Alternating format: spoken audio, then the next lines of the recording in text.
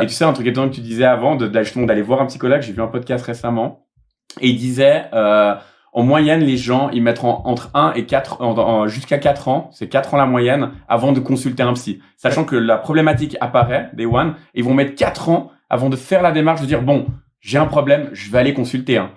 4 ans. Et sur peut-être un problème qui peut être résolu après en 6 mois, une année, et c'est revoir. Mais cette barrière d'aller et de se dire, on a une problématique, et de faire l'effort, et de vouloir se sauver, hein, bah, c'est vrai que c'est un process qui peut prendre énormément de temps, quoi.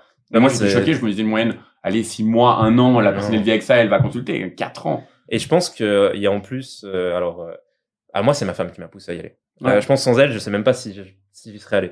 Ou alors, oui, mais après un gros burn-out je pense physiquement, en fait, il aurait fallu des signaux forts, il faut des signaux forts physiques. T'as besoin d'aide, quoi. Et il y a aussi, je pense qu'aujourd'hui, justement, il y a cette image, en plus déjà de l'entrepreneur, de l'homme fort dans la société, et c'est c'est un aveu de faiblesse aux yeux mais même, en fait, aux yeux de personne. C'est aux yeux de soi-même.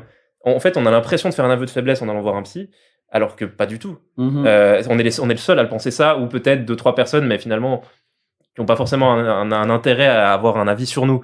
Et en fait, tous les gens, quand j'ai commencé à dire, je vais voir un psy, je me disais, c'est bien, on sentait que t'allais pas bien. Et finalement, c'est d'oser faire ce pas